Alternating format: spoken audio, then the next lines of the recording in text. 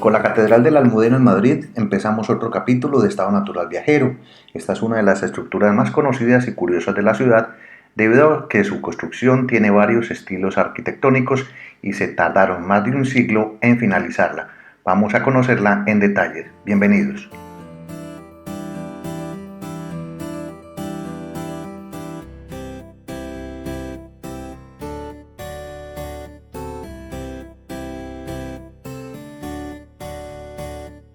Comienzo este recorrido detallando las puertas que hay en la catedral y que muy pocos se detienen a observarlas, quizás por el desconocimiento o por permanecer cerradas. Pero aquí se las muestro y merecen toda la atención porque en cada una de ellas van a encontrar historias. Fueron realizadas por Luis Sanguino en el año 2000 y tienen varias representaciones. Una dedicada a la Santísima Trinidad, otra dedicada a los monarcas españoles y hay una tercera que representa la evangelización de América. Están llenas de detalles y las hacen bastante interesantes.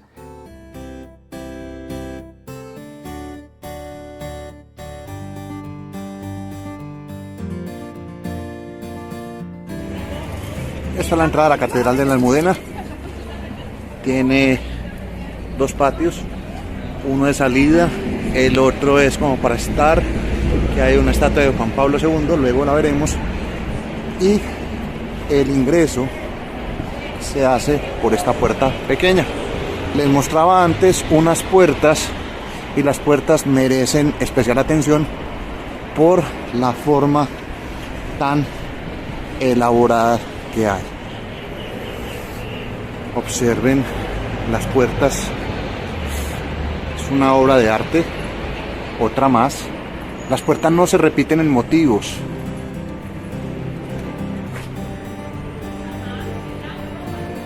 Y ahora entramos a la catedral, le piden a uno el donativo por persona de €1.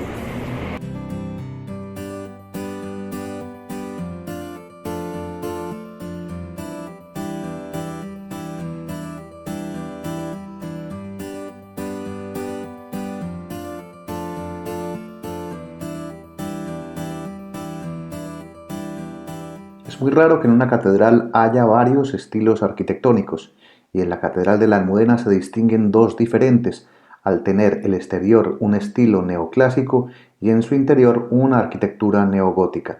Todo esto debido al largo tramo de su construcción, que refleja la historia y política de cada época. Comenzó en 1879 y apenas se finalizó en 1993, además de otras obras decorativas hechas hasta 2004.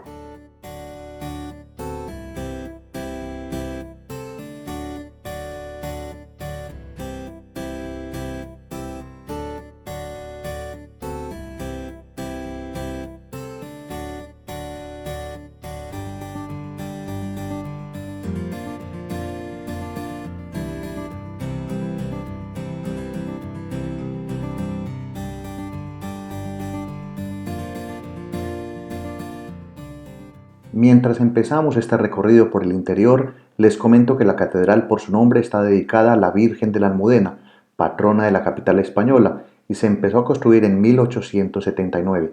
Durante su construcción hasta 1993 tuvo más de 6 arquitectos encargados de obras, por lo que se tardó su finalización. La cripta, que está en la parte inferior de este lugar, y que en otro capítulo se los mostraré, apenas se finalizó en 1911. La catedral tuvo muchos inconvenientes para finalizarse debido a guerras mundiales, una guerra civil, falta de fondos y hasta la realización de nuevos planos al considerar los anteriores no adecuados. En 1950, bajo el régimen de Francisco Franco, finalmente la catedral fue concluida. El 15 de junio de 1993 fue consagrada por el Papa Juan Pablo II, una catedral que tardó entonces 114 años en construirse.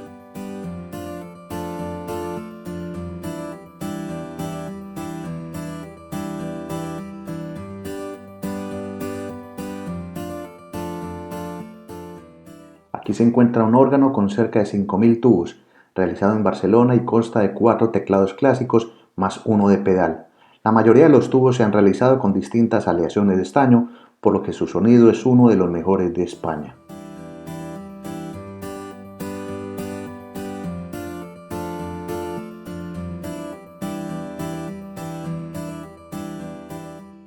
La catedral tiene una serie de capillas laterales que albergan altares y esculturas dedicadas a varios santos y advocaciones de la Virgen. Son lugares de oración y devoción que pueden ser recorridos por visitantes y creyentes.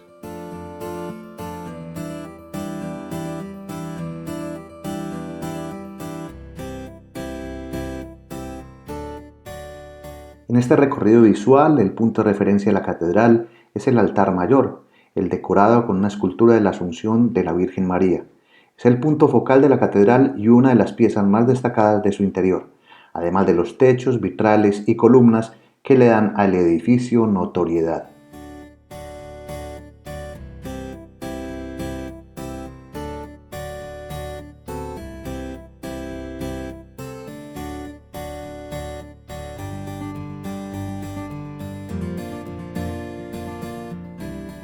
La catedral para muchos puede pasar desapercibida en realidad, pero aquí se realizó la boda de los actuales reyes de España, Felipe y Leticia. Meses antes se ordenó poner el interior de la catedral a punto con vidrieras y murales. Y aunque la catedral fue oficialmente terminada en 1993, las vidrieras y murales no estuvieron listos hasta pocas semanas antes de la boda. El encargado de todo esto fue Kiko Argüello, que presentó más de 1200 bocetos en los que estuvo trabajando durante más de 2 años hasta que se aprobaron sus obras. Se dice que el pintor trabajaba de 8 de la mañana a 9 de la noche durante 4 meses hasta completar su trabajo.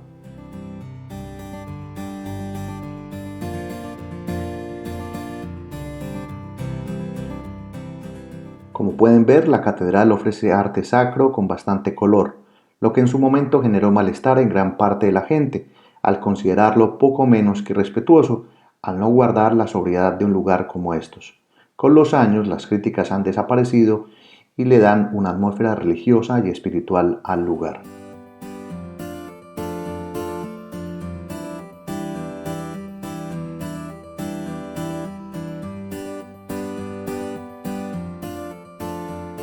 Recorrer esta catedral se puede hacer en cualquier orden, ya que se aprecia una parte central que por sus techos impacta, o si eligen irse por los lados verán la continuidad de arcos, lo que da una sensación de repetición de las formas. Todo genera paz y armonía. No soy arquitecto ni mucho menos diseñador, pero estos lugares que suelo visitar muestran una parte de la historia donde se aprecia muchísimo respeto hacia una memoria, tanto que aquí se encuentra una réplica de la Virgen de la Almudena, patrona de la ciudad de Madrid. Una curiosidad que se encuentra en la catedral es su orientación sur-norte, contraria a la tradición, donde los católicos siempre han realizado sus prácticas religiosas mirando al este, motivo por el cual sus templos deben tener una orientación este-oeste.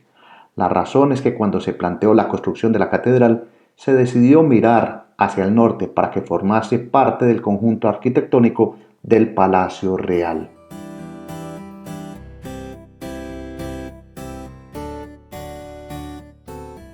Así voy haciendo la última parte del recorrido sin realizar la visita por el Museo de la Catedral ni visitando la zona del Mirador. Eso ya requiere pagar y con este recorrido interno uno se lleva la idea de este lugar, un espacio de fervor colectivo donde a diferencia de catedrales e iglesias de Francia e Italia, por citar algunas, cobran cantidades que son bastante elevadas. Aquí en Madrid se mantiene por fortuna el hecho de ingreso gratuito, siguiendo unas normas de respeto. Se sale del lugar y se llega a una plazoleta donde está la estatua de Juan Pablo II.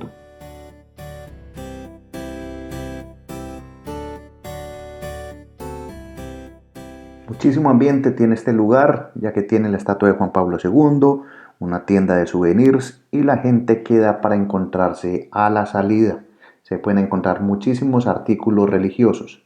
Si se voltea la vista, se encontrará una de las esculturas más conmovedoras de la ciudad, que tiene por nombre el Jesús desamparado y hace referencia a tantas personas en situación de calle, en abandono, pero la figura se muestra como Jesús.